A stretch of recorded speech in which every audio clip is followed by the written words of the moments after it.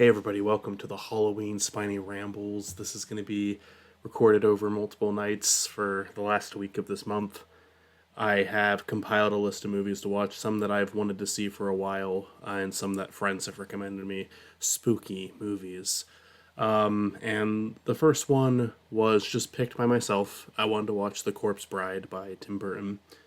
Watch Schaefer List's new Tim Burton Rankin video, and I kind of put Edward Scissorhands and Corpse Bride on there because I was like, man, how have I not seen these two movies yet?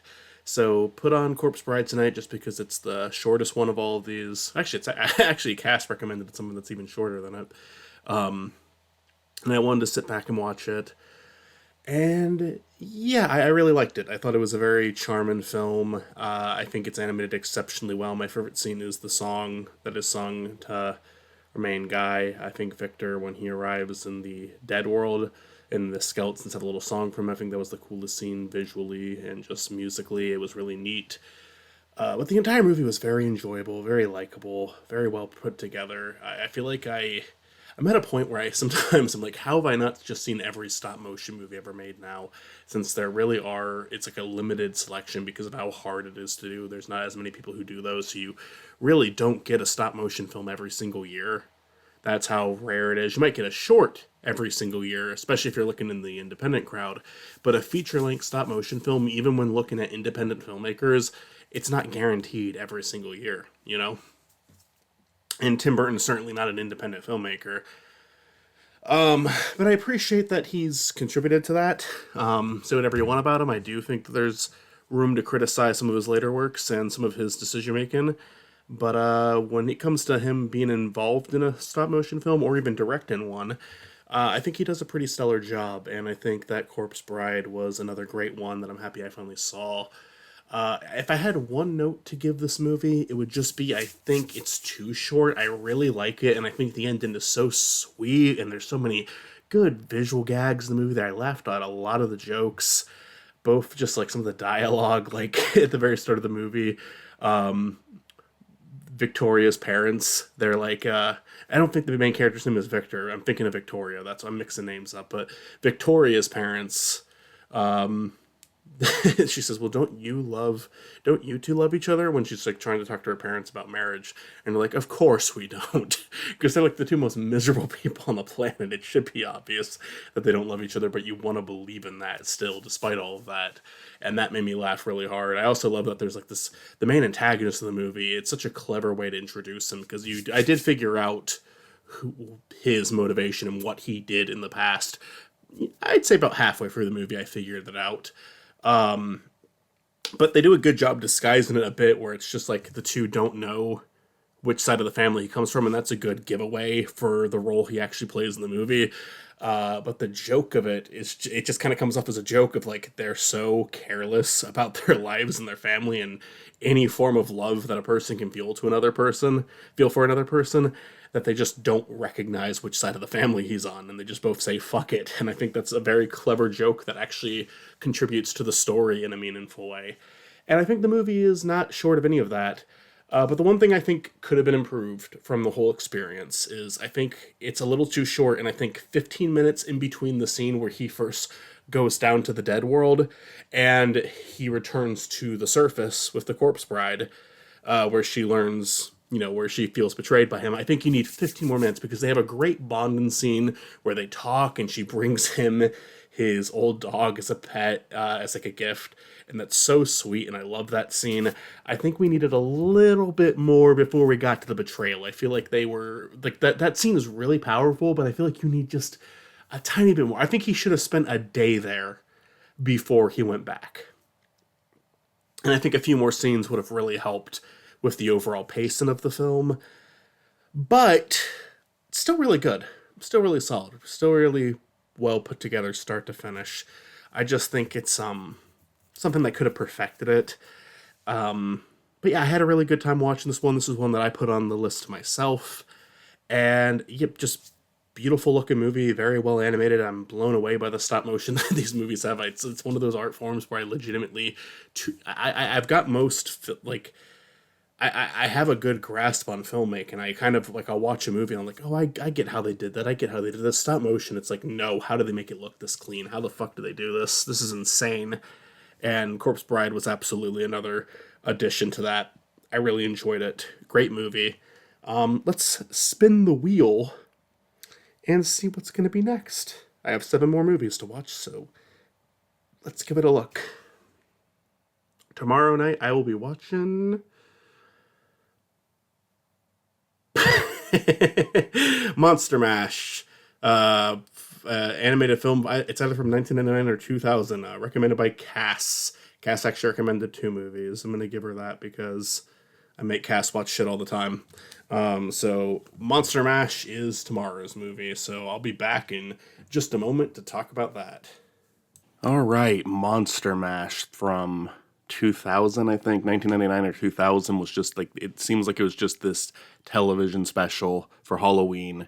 The thing I could compare it to the easiest would be Grandma Got Ran Over by a Reindeer, where it's this holiday special with fine enough animation. It's not feature film animation. It definitely feels like, hey, this was made for TV. And it's all based around a single holiday song, and that holiday song is in the movie, but then they also try to create all these other songs to be in the special, and none of them even get like remotely as iconic as the initial song, despite the efforts. Grandma Got Run Over by a Reindeer, I think, is a little bit more memorable just because of how forced in those songs are. They're a little bit forced in Monster Mash, but not only do I feel like they happen less frequently, but they're pretty well done in terms of like sound, in terms of like scale.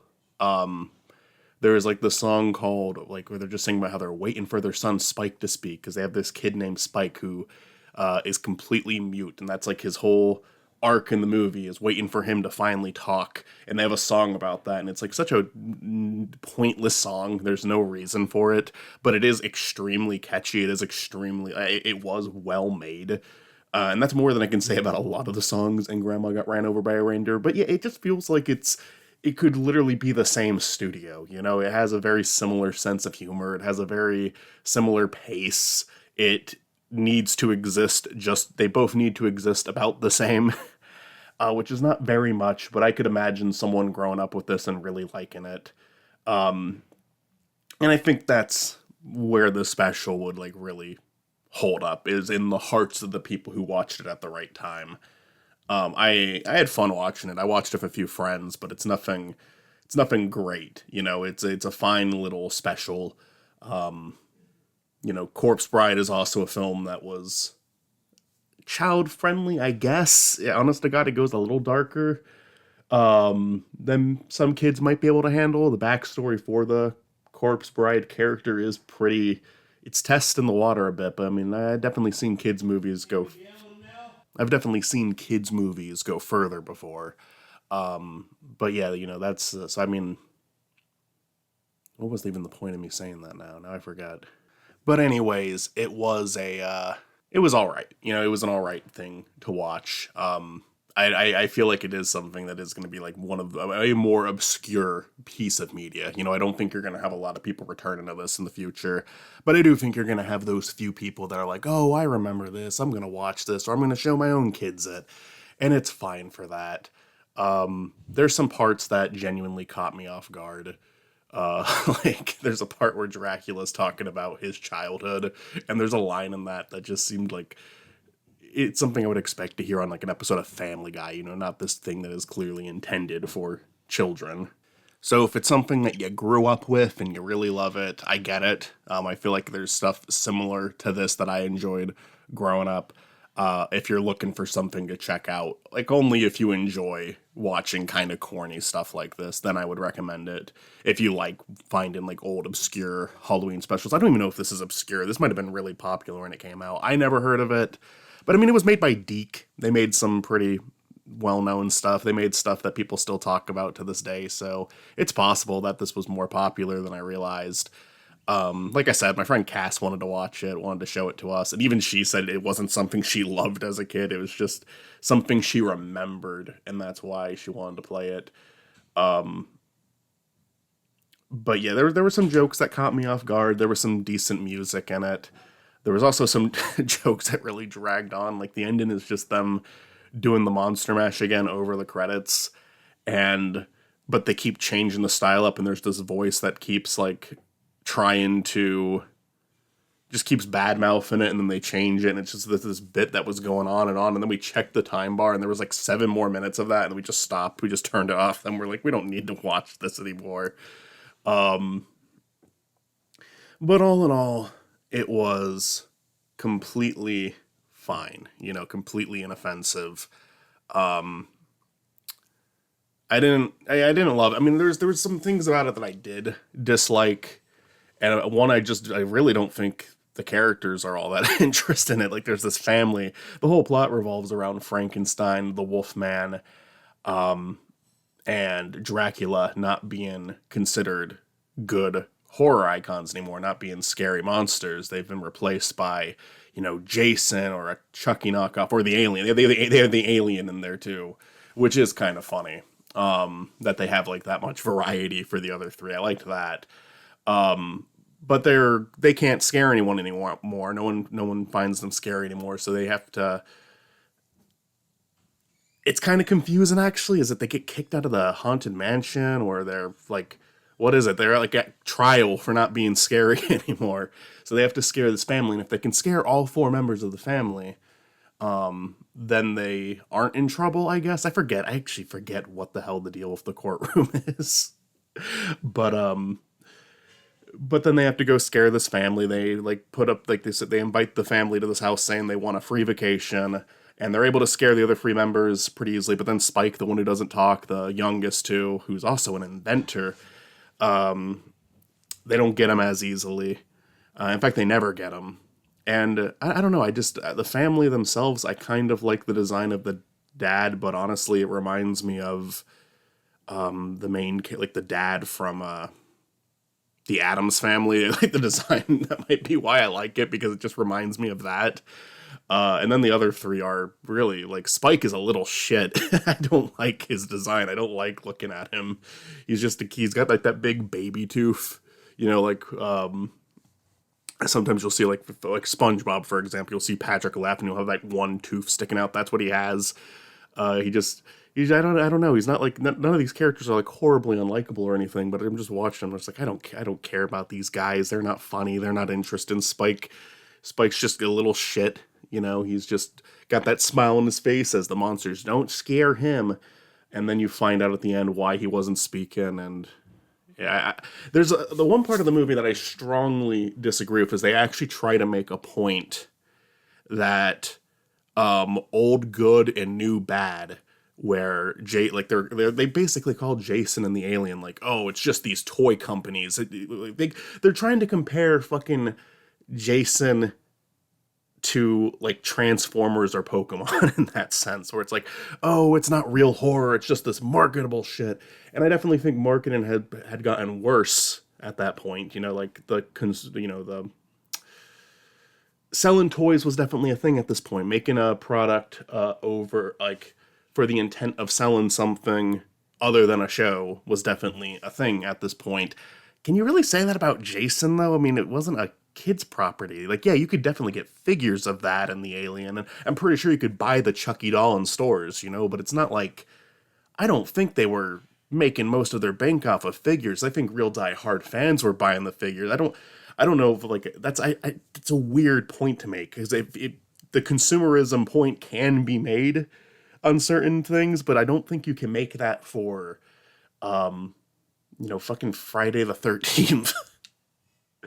Or Alien. Like, it just, no, those are genuine pieces of film. I think they are more interesting to me personally than something like Frankenstein or Dracula. Not that I don't like those things. They're cool too. But yeah, it really was just a old good and new bad sort of thing, and it's just like, I mean, by the way, they're not that new anymore. This was released in 2000. They've been around for a while at that point. So it's a very weird point to try to make, but at the same time, it's like innocent enough. It's just weird. It's just weird because like I think they could have had the old versus new and it be fine. You know, they could have had that, but no, they actually sit down and try to make a point at the end of it, and the point is just wrong. You know, it's just completely wrong. Um, so yeah, I didn't really care for that. I get it. It's like the classic horror icons don't like the modern horror icons, but don't actually try to make a point that the new ones are bad or that they're only exist for profit. Because I mean, to some extent, every single piece of media out there that makes it into the mainstream exists for profit. But there's not like it's not if they were making fun of Pokemon, sure, I would get that. But no, it's fucking Friday the 13th. Friday the 13th was not making record sales in toys. I have nothing to back that up other than that I'm just sure it wasn't. Because who's buying Friday the 13th toys other than someone who's like, again, a real diehard fan and like wants a figure for their shelf, you know? Yeah, no, I don't know. It's silly. But anyway, it's a fine little special. I wouldn't recommend it unless you're really, really curious. Even if you want someone to show your kid, show them Scooby-Doo or something. I don't know. This isn't that good. I don't think it really warrants much attention, but there's nothing so bad in it that I would say stay away from it either. I had fun watching it with my friends. We were kind of making fun of it, but occasionally, again, like there was occasionally a joke that did genuinely get a laugh from me. So, you know, all in all, something else that I watched. Paranorman is next. I spun the wheel last night. I was a little too tired to record this last night.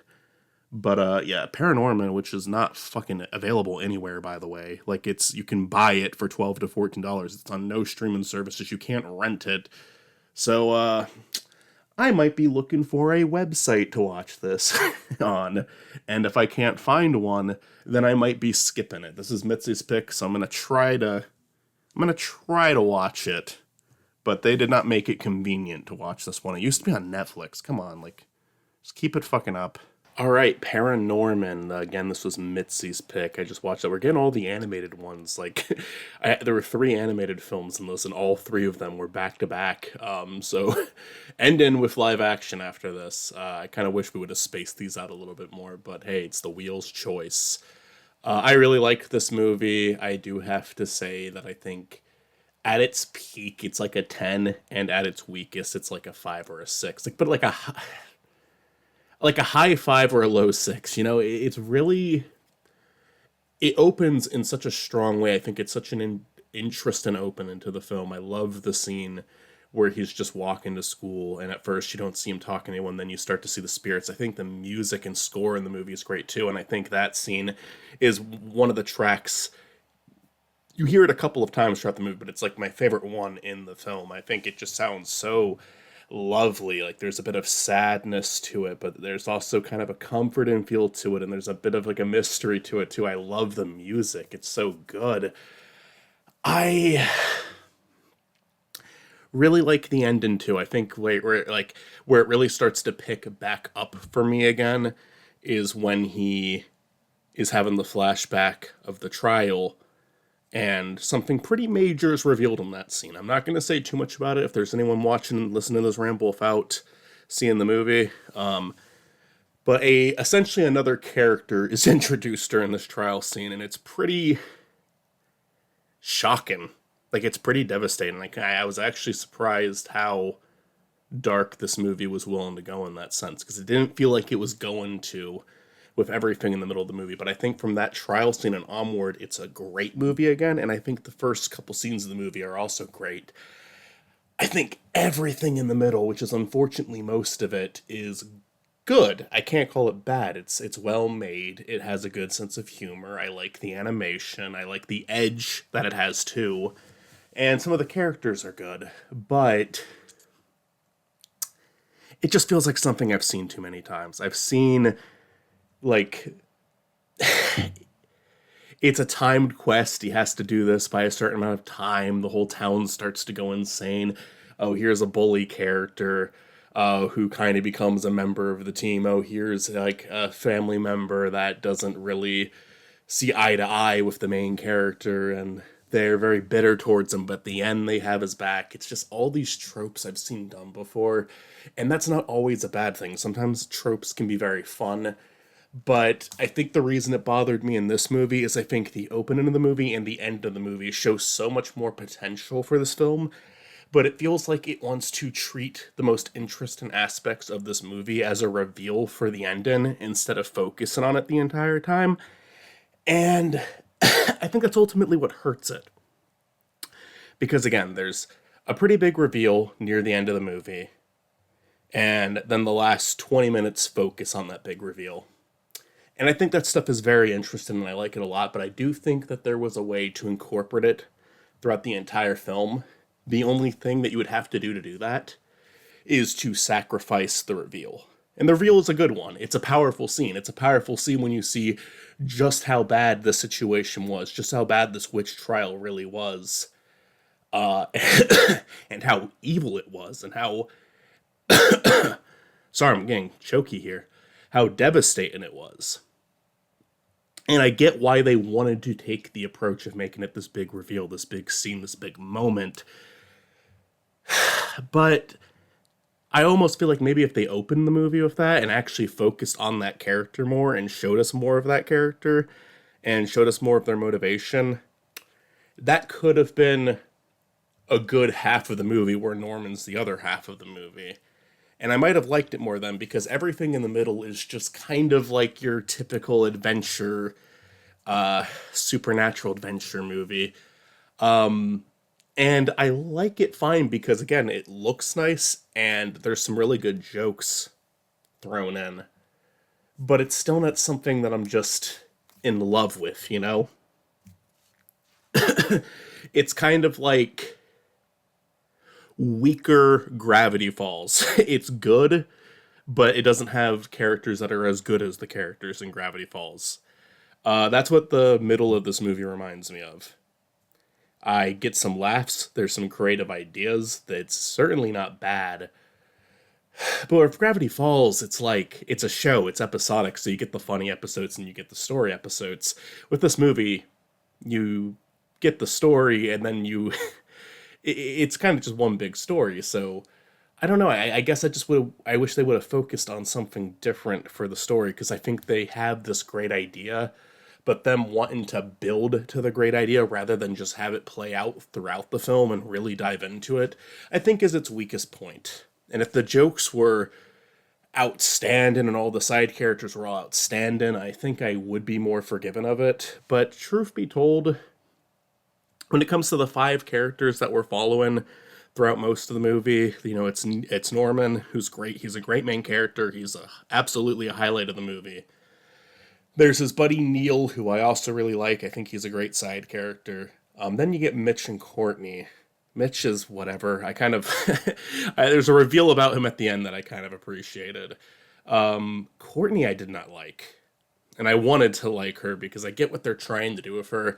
I think it's a case of too little too late with her. It takes them way too long to get to the point where she starts acting like a human being. And it just doesn't feel earned to me. And then there's Alvin, the bully character, which I always kind of do like seeing a movie where like a bully character almost gets redeemed a little bit or becomes friends with the main character. I think that can actually be very touching at points, but they don't take it that far. Alvin's not really fully redeemed by the end. At the very least, I can say he's funny in certain scenes. There are parts where I got laughs from him. But I think even Alvin was kind of an underwhelming character. That's why I'm calling it like weaker Gravity Falls, you know, because it reminds me a lot of that with the supernatural element and the humor and kind of the cynical humor that it has. But in terms of the five main characters, I really only love two of them. Or in Gravity Falls, I liked every single main character a lot. Anyways, weird comparison to make. It's not trying to be like Gravity Falls. I think this came out before Gravity Falls, or was at least airing at the same time. But regardless, it's good. It's just not the strongest comedy I've seen. It's not the best writing I've seen in the middle. So I am more attached to that opening and that ending, and I just wish the whole movie was like that. With that being said, very well put together, great music, great ideas. I just think the whole story could have been better. I think people should check this out if they haven't yet. And I think the chances are that the average viewer is going to really love it. I think that because I like it. I like it. It's not bad. I do enjoy the movie. And I think that there's a lot of people who would give it a chance and would really like it too because I think the parts that are underwhelming to me are not going to be underwhelming to other people.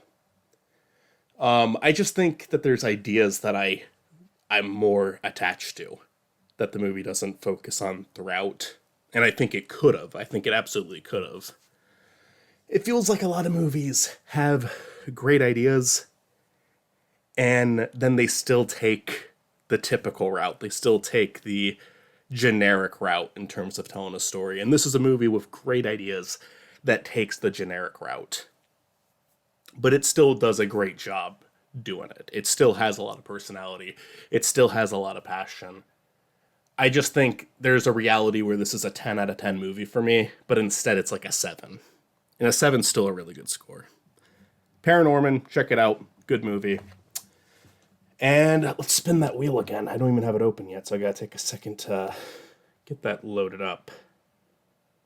Let's see here. What's next?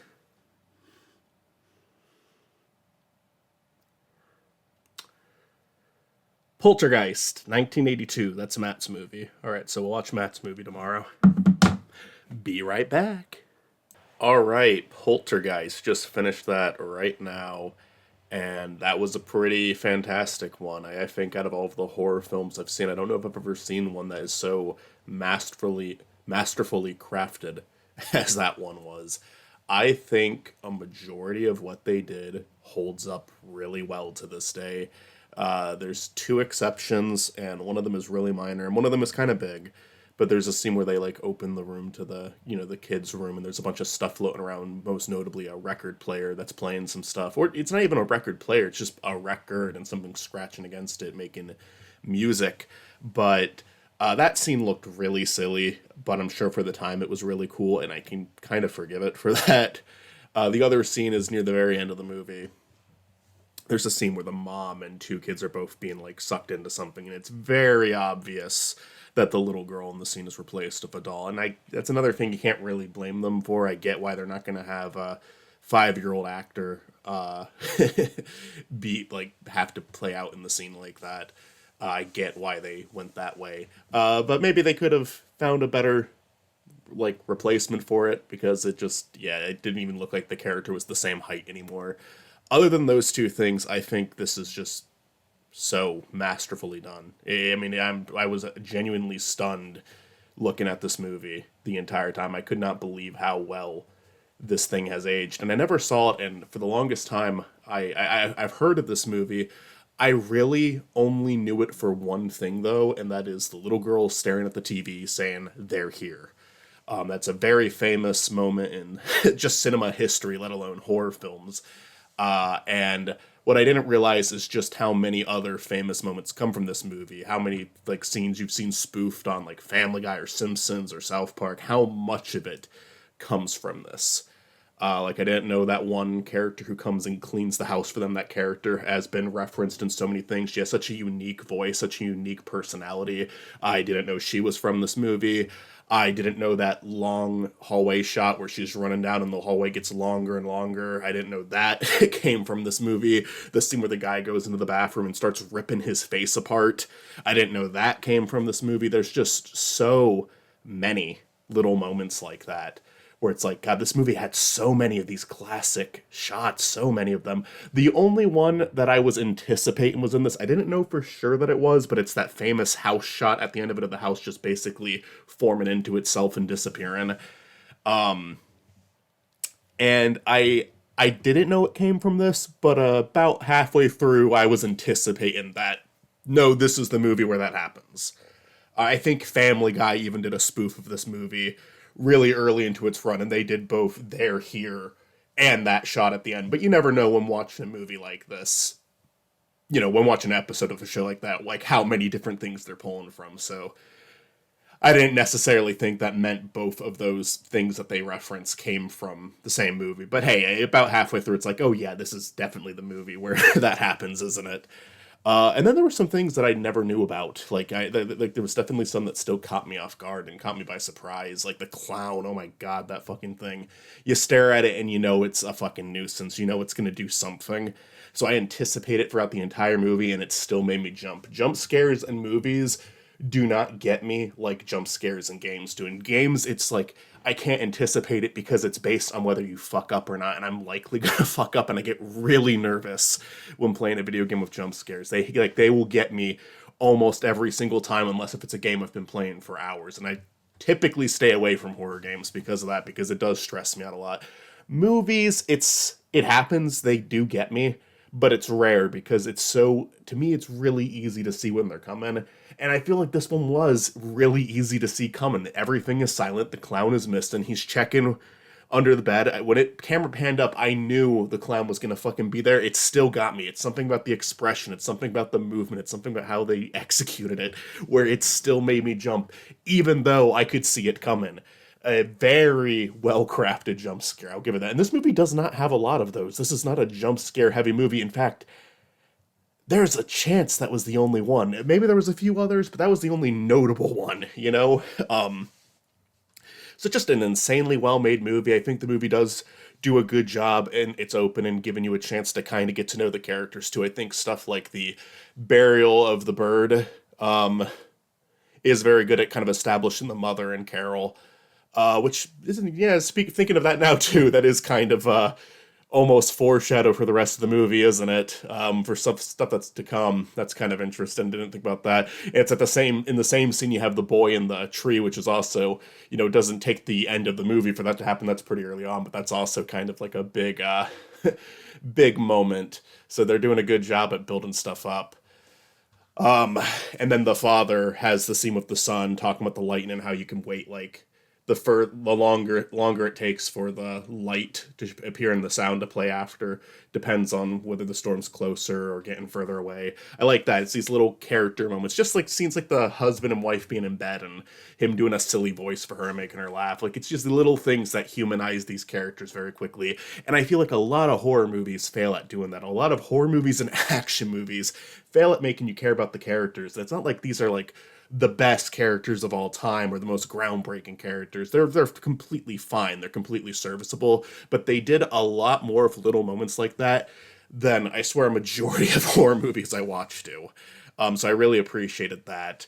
The entire thing was great. There's something holding it back from a 9 or a 10 for me, and it's just, I do think in the middle there's some stuff you could have cut. I think it slows down a little bit too much when they start bringing the paranormal investigators in.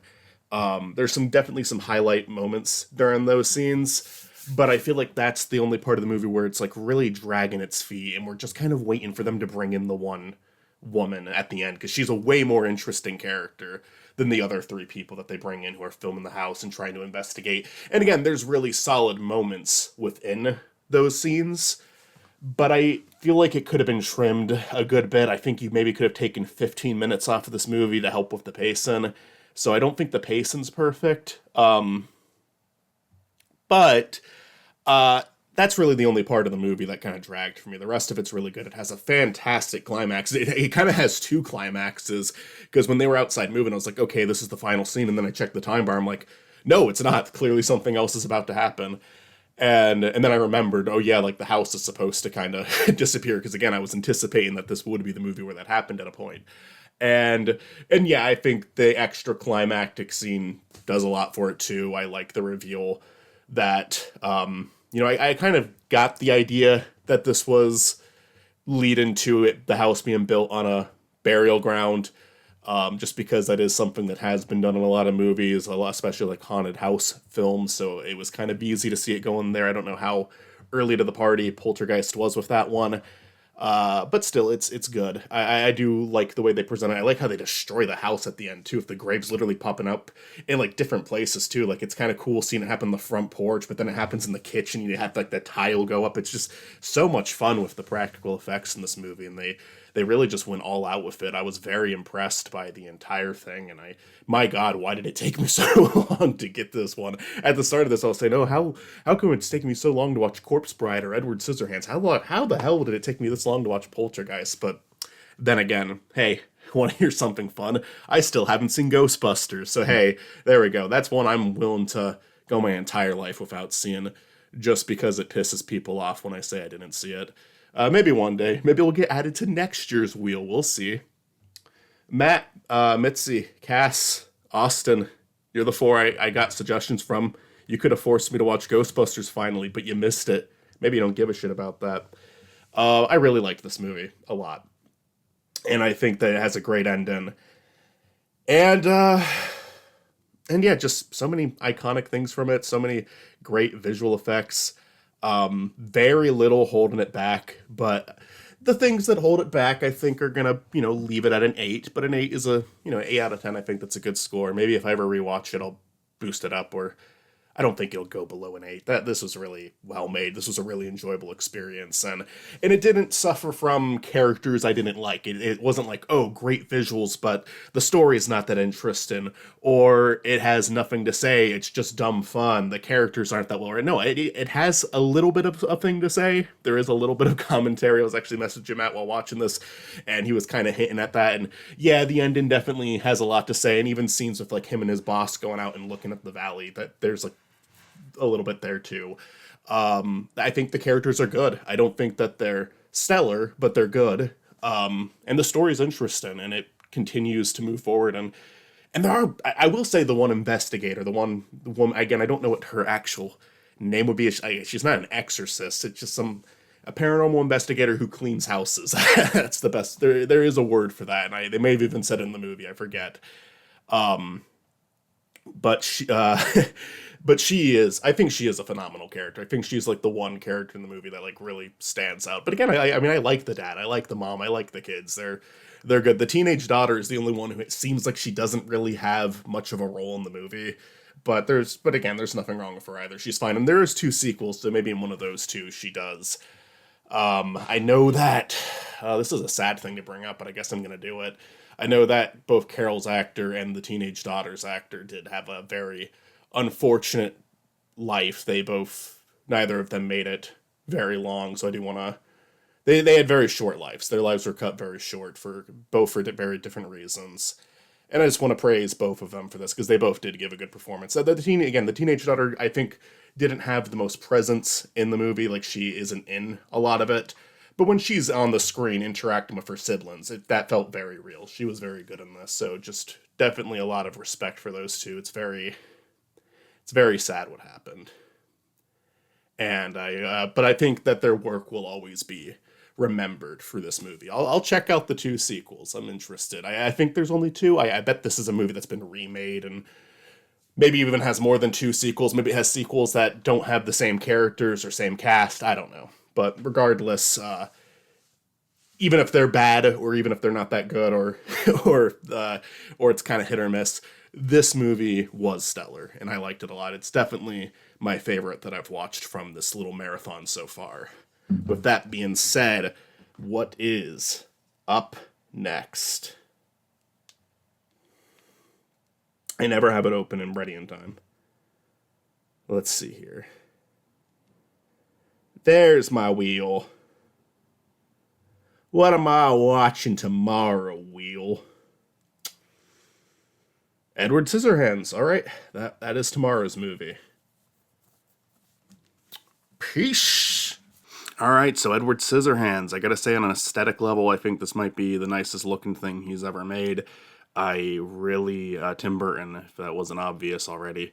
It looks stellar. I mean, they have this town that's like so colorful and bright, but also so empty.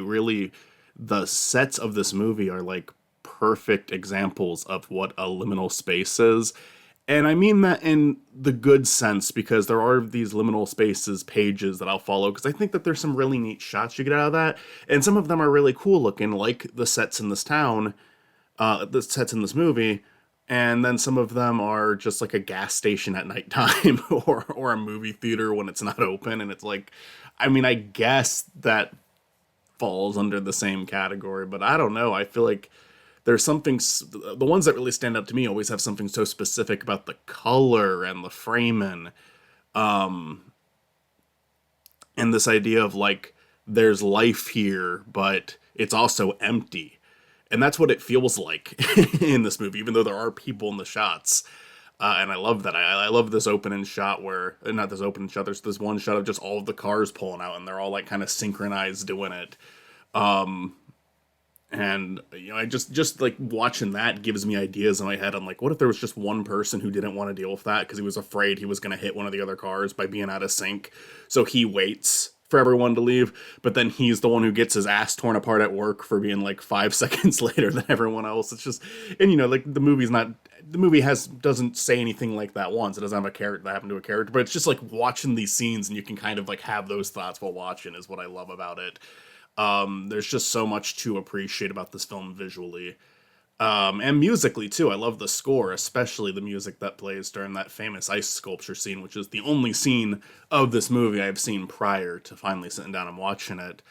And I think ultimately what we have with the movie story-wise is just, it almost feels like it's going for how a monster became a monster story, but not one where it's like, oh, like Joker, where it's like, how did this person like this nice guy turn into this? No, it's more so just how the myth started, how the legend of it started. But even then, because of the person who's telling the story, the perspective it's coming from, it's doing that, but it's not doing that at the same time. It actually has a way more sweet, tragic, but sweeter ending than that. And I can appreciate that. I really enjoyed it, start to finish. I think every single scene is interesting for something. A lot of it is just the visuals, but I think, you know, Edward's abilities with his scissor hands, it's a lot of fun to watch. That's a lot of fun to see what he does with the hair and the hedge clippings and the ice sculptures. They really go all out with it, and I really like it. I think the one thing I'd say about this movie, and it's like my one negative, but it's kind of a, I guess it's kind of a big one, but at the same time, I think the movie is what it needs to be. So, you know, take this with a grain of salt.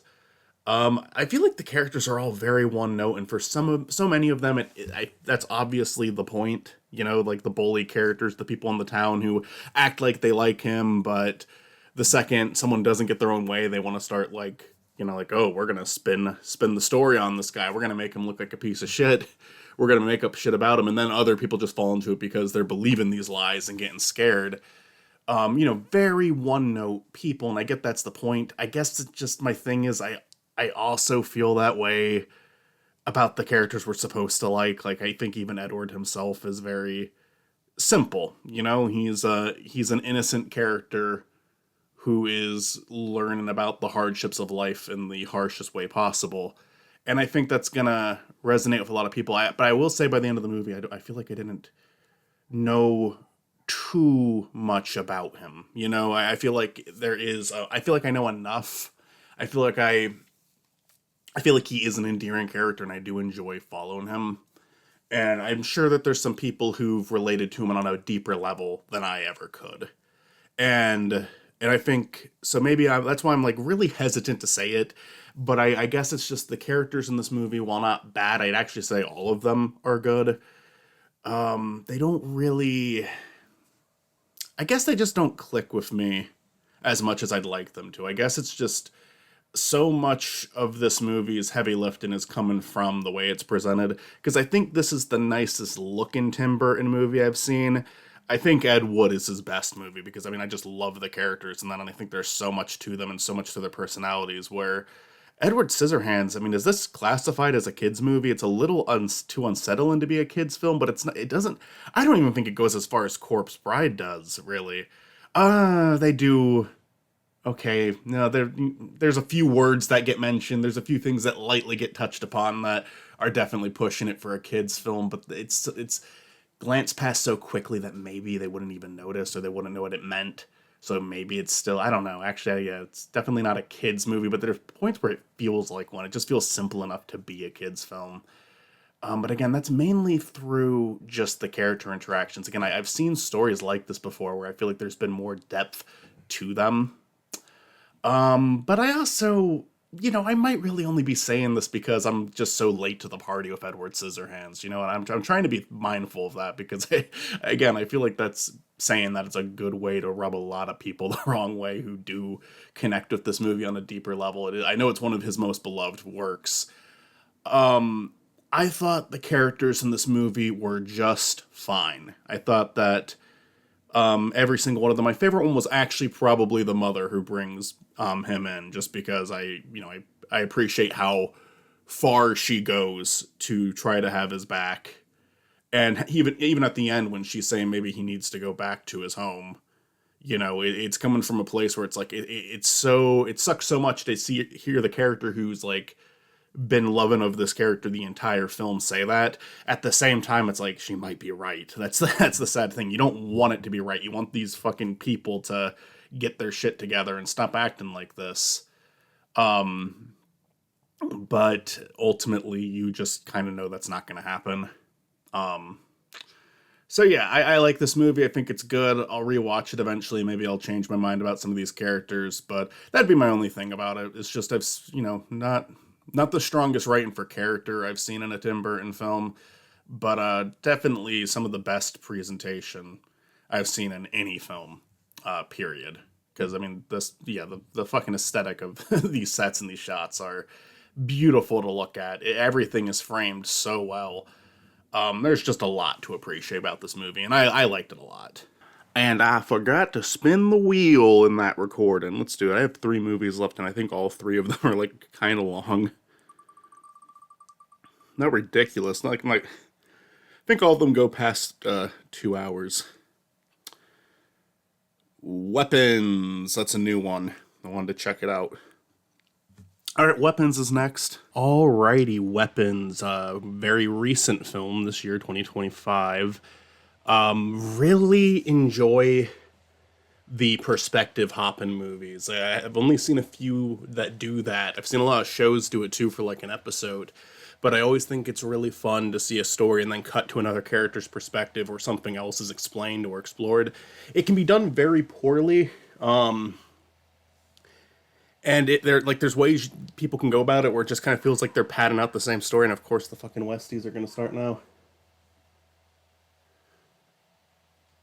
Are they done? Are those little assholes done? All right. But I feel like this one did it very well. I would say this much. I'm trying to remember all the names. I'm going to get some of them wrong or not even guess. I think Justine is the main character's name, the teacher at the beginning of the movie. I guess if anyone's a main character, it'd probably be Alex. He has the longest story. But Justine, Alex, who the fuck is Josh Brolin's character's name? I forget. I think those are the 3 highlighted characters. Like, those are the 3 most interesting stories, where Paul and the druggie there's interesting things about them. I actually enjoy watching some of their scenes as just standalone scenes. I kind of like the scene where he Paul busts the druggie, and then because he pushes him enough to like get punched, he like lets him go. I don't know. I just kind of like how that played out. I laughed when he turned his fucking dash cam off. It's just like, God, watching shit like that. It's just like, oh boy. And it's so complicated too, because he's almost maintaining that professionalism. He almost seems like a cop who's doing his job properly, but then he just has that moment. Be fair, he feels like he might have just gotten injected with something, possibly AIDS. So that's what the reaction is over. But yeah, it's just like that completely like, oh, I'm just punching this guy in the face and letting him go because that unplugged the dash cam, all of that. Unplug the dash cam after it was already captured. So I like moments between those two, but it feels like where Justine, Alex, and I'm just going to call him Josh because I don't remember the character's name right now. It feels like they all contributed something necessary to the story. And Alex's story is also kind of the witch's story. And what a great, antagonist for a horror movie. That was genuinely, they created so many creepy and terrifying shots of her. I got a little bit of a flashback from last year of Demi Moore from The Substance, where you just have, this really, almost deformed looking older woman who has the ability to make herself look younger and nicer. and more well presented. But then there's also just the scenes where it's just like, oh, she really does fall into that witch category, and it's great.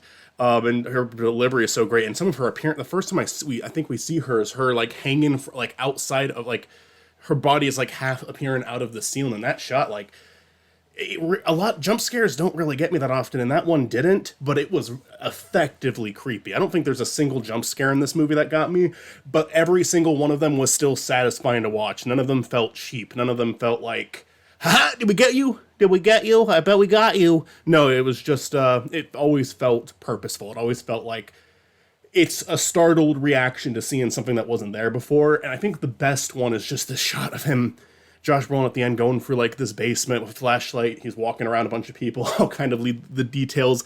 I'm probably going to spoil this one a little bit at the end, actually. So I guess if you don't want weapons spoiled for you, stop watching or check that time bar and see when the picture changes. Because I'm not even doing time codes for this.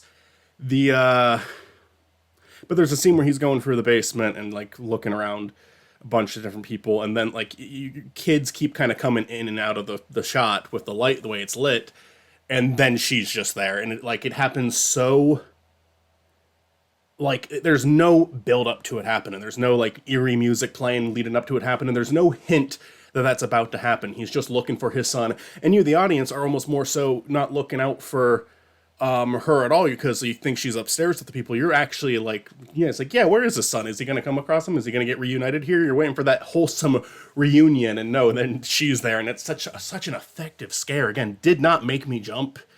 Movies don't accomplish that much. Poltergeist accomplished it, but video games accomplish it all the time. I've made that point. Oh my god, I'm uploading a Sonic.exe video now because I played more of those games, and one of them made me jump really fucking hard.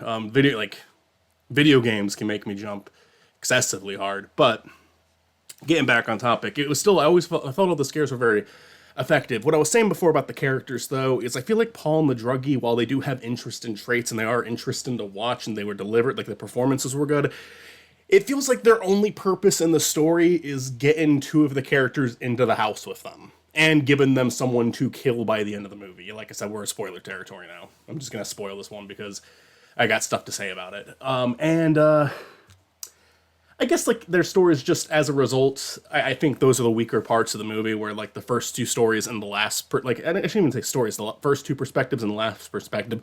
Oh, and then there is a teacher. A principal who works at the school. And I think he is also, his is really good too. His actually does move the story forward. I forgot about him for a second. But no, he has a good story line too. And yeah, I really liked all of those. Paul and the druggie, I think they're good. I just think that the movie does the movie have a weaker point? Yes, that's the movie's weaker point. I would say is those two perspectives, those two versions of the story, where everything else was like really solid and tight and moved at a good pace, and I really enjoyed. Again, not that there was nothing to those two. I thought they were good. It's just we're not talking a 10 out of 10 here. But we're talking like an 8 or a 9. I really enjoyed it. I thought it was really well made. I thought the opening scene was really effective and like a really interesting way to open the movie up. I was really curious to see it. And I think it's the climax is so goddamn creepy. It's such good horror. I mean, I really enjoyed it. I really love how abrupt it is. Like just stepping on the little salt lines that are set up. How quickly that just switches something in these people's brains where it's just like, that is terrifying. That is terrifying. If you just step in the wrong spot, they're going to go from like standing there lifeless to their only goal now is to murder you, and they are not going to stop until they do. Like Josh Brolin constantly throwing the druggie around the room, and no matter how hard he does it, he gets back up because these guys, once they're in this form, once the witch has taken over them, they're not thinking about they're not thinking about pain. They're not thinking about anything like that. It doesn't matter what happens to them. They could have a fucking broken leg and they're still going to charge at you with everything they have. And it was just so cool to see. It was so disturbing. It was so sad, too. Like, man, what a good climax. I loved everything about it. And then the final thing we get to see is both really disturbing and really funny. And I don't know how intentionally funny it is. I don't know if I would call this scene self-aware, but I also feel like it's like it doesn't need to be self-aware because it still makes sense in the story that this happens. It's just the visual is funny because you have this, you know, horrifying old woman running around screaming. She can't even scream that loudly because of how old she's gotten. And she's just like freaking out. And then there are a bunch of kids chasing after her. She's trying to cut through houses to slow them down. And then they just jump through the windows. That happens multiple times. Just see a group of kids jump through a window trying to chase this woman so they can like rip her apart. Because they basically become just as like strong as killing machines as the people she had under her control.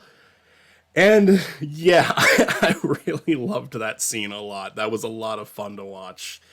And it's, you know, and it's happening to such a deserving character too. Very like sad ending, I would say. There's a little bit of optimism. There's a little bit of like maybe things are gonna be okay for some of these kids and some of these characters, but it's also maybe hinting at this problem is solved, but it's solved too late. Like the people who kind of lost their minds, who like, you know, lost who they were to this witch character. It might be a little too permanent. Like Josh Brolin was only under control for a few minutes, so he was kind of able to regain consciousness. But for others, they've been there for months, and it just seems like it's the end for them. Maybe they'll gain their consciousness back. Maybe it says that some of them have started speaking again. I think that's like the last line in the movie, actually. But yeah, it's a really interesting story. It's a really unique idea. There are things about it that I don't think I fully understand, but I understand enough of it. I guess the one thing I get why it's the title of the movie is Weapons.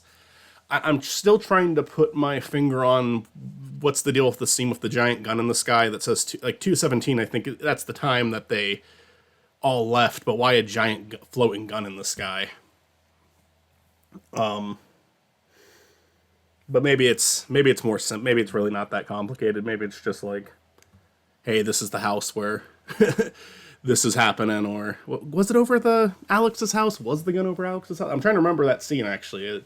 Some of the movie, I guess, is like slightly blurry to me because I was watching it drunk last night, but I think I obtained most of it pretty well. I don't know. I just really enjoyed it. Like, really thought it was like outstanding. Effectively, like creepy, well acted, a unique idea, an interesting story. You learn each like like I said, I like perspective hopping movies, and I have seen some doing it in a way where it's like it really. It's also a good opportunity to be lazy and not do much, you know, where you can kind of just do the same story over and over again with little differences. But when it's done right, I think it's really interesting because yes, you're getting little like more pieces of the mystery solved. And the mystery of the movie itself, like I heard some people say it's like the twist ending of Weapons. I wouldn't really call it much of a twist as much as it's a reveal. And what's the difference between the two? Well, a twist, I feel like, is something that catches you so off guard that you could have never seen it coming, while this movie is slowly giving you the information to where the twist essentially is there is a witch that is doing this. The kids went missing because of a witch who basically summoned them to her. But they show all of this stuff happening. You know, they show everything that leads to it. So I don't know if I'd call it a twist. Maybe, you know, we're just kind of arguing over the definition of words at that point. So maybe you can call it a twist and that's fine, but I really don't think there is this big, oh shit moment in the movie. I think I think the story takes you there at a pretty decent pace. Anyway, thank you, Sadie. Thank you, Ella. Thank you for your feedback. I'm just going to do The Shining next because I only got one more in me for if I want to release this. Probably not even going to get released until tomorrow. It's October 31st on at 6 p.m. I still have to put up the .exe video, and then I have to edit this and export it, which editing's not going to take long, but... And I still have another movie to watch, so I just don't know if there's time to get it out. Maybe it can be like a 11 p.m. release, we'll see. But yeah, I'm going to watch one more, and we'll talk about that afterwards, unless I am too tired, and then I just decide to record tomorrow anyway, so... Meant to get this out on October 31st. I have a Halloween upload, so I'm fine with that. But But yeah, we'll do some good old The Shining. I haven't seen that movie yet, and it's a pretty big one, so I think it'll be a good way to end this. All right, here we go. This movie is why this is being released, not anywhere close to Halloween, but instead near the end of November. Because I watched it, and I made it halfway through, and it's so masterfully presented. I'm watching it, and I'm getting why this is considered such a masterpiece by so many people, but just something about it wasn't keeping me engaged, and I don't know if it's the characters, I don't like how they're written, or I don't know if it's that it's just been parodied to death so hard that I know everything that's going to happen, I know every plot beat. But the thing is, there's been movies like that before where I still enjoyed them when I finally saw them. I don't know, just something wasn't clicking. So I stopped watching, and I was like, I'm going to try this on another day. Because I feel like this movie is so beloved. So many people love this movie so much that there is just something wrong with me right now. Because that's happened before, where I watch a movie and I'm not in the right mood for it. The one I always reference is The Usual Suspects. Fuck Kevin Spacey, but this was before I knew about any of that shit. And it's not like he directed it, so. But The Usual Suspects, I watched that movie in a film class, and I hated it. I thought it was trash. I thought it was so boring. I didn't get into it at all. And then I took the same film class a year later because I don't know. It's stupid. I dropped out of it the year before. It was literally a class where you watched movies and wrote about it, but I didn't like the time I had it, so I just dropped out of it eventually because I had to like leave work and then go to school to watch a movie and write about it. I just didn't enjoy that. Sounds kind of nice, actually. The things you take for granted. But still, a year later, I rewatched. I'm like, oh god, this again. And somehow knowing, because that movie has like a big twist ending, somehow knowing the ending of that movie made me love it, like watching the entire thing. So yeah, different perspectives or even just different moods can change a film's experience entirely. Maybe just a year of experience, just living another year of your life can change how you feel about a movie. So I stopped the movie, waited for a day where I felt like watching it again. Today was that day, turned it on, played it from the very beginning. Guys, I'm sorry. I don't get it. I kind of get it. I kind of get it. It's like the slow descent into madness. And I know there's like so many, like there's so much analysis of this movie. There's documentaries about people like analyzing this film. There's a bad documentary about people analyzing this film. I remember watching a YMS video on it that was very funny. I forget, it was like Room. It's whatever room it is in this movie. I'm already forgetting that. Which is insane because that's such a big iconic part of it. But like, I don't know. I don't know what it is about it. It just didn't click with me. I appreciate the filmmaking.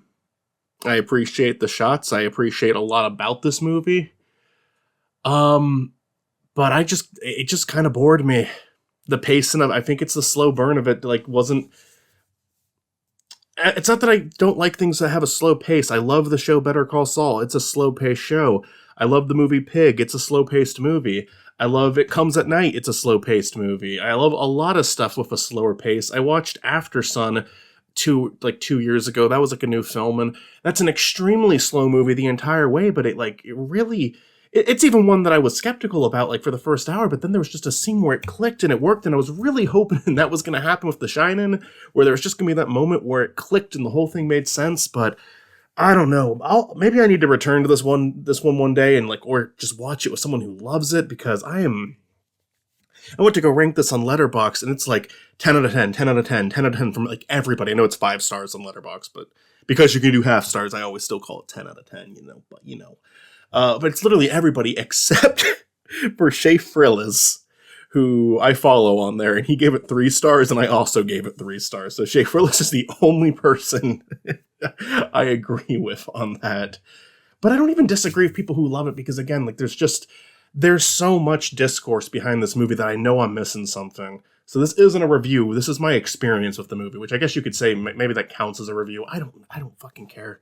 This is a personal channel, I'm just honest about how I feel. And I can't lie to you and pretend like, oh, I think this movie is deep because of no, because I just didn't work. It didn't do it for me. It didn't do it for me. Presentation wise, I love the way it was shot. I think there's good performances in the movie.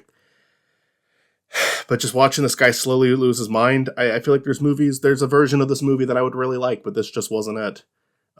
Maybe the actual book, The Shining, would be the version that I'd really like. I don't know. I think a part of it too, for me personally, is just Jack Nicholson. We're kind of watching his descent into madness. I think the guy is kind of a fucking weirdo in the very first scene of the movie. He acts weird. I don't know. Is that just me? I mean, that doesn't necessarily take away from it because he still gets worse. You know, that doesn't dismiss the entire film, but it's just like, I don't know.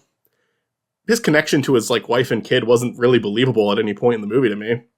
But maybe it's not. Maybe that's not the point. You know, that's my thing. Is maybe I'm just missing the point. I think I have to be because everybody thinks this is a 10, except for me and Shay Frillis. So, but yeah, this is not my cup of tea. I give it a 6 out of 10 because there's still like objectively good things about it. It has great music. It has a great presentation.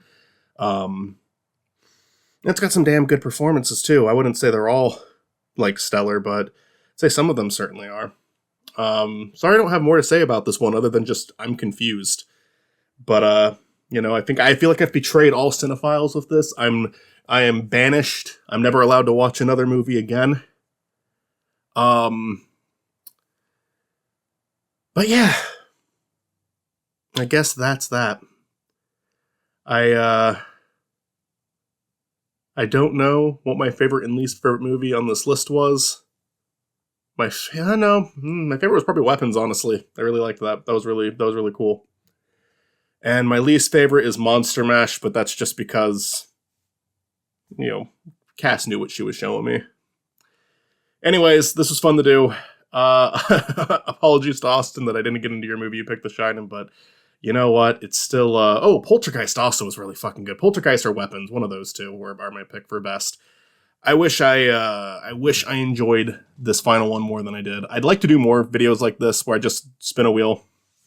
So if anyone watches this and made it to the end, pick any movie you want, and if I get enough, I'll put them on a wheel and do another episode like this. Kind of like Matt's thing that he does. He does the shorts where he spins a wheel and watches a movie and then does a mini review of it for a YouTube short. But I'll just do a ramble on it. I'll just do a ramble of like 6 or 7 movies.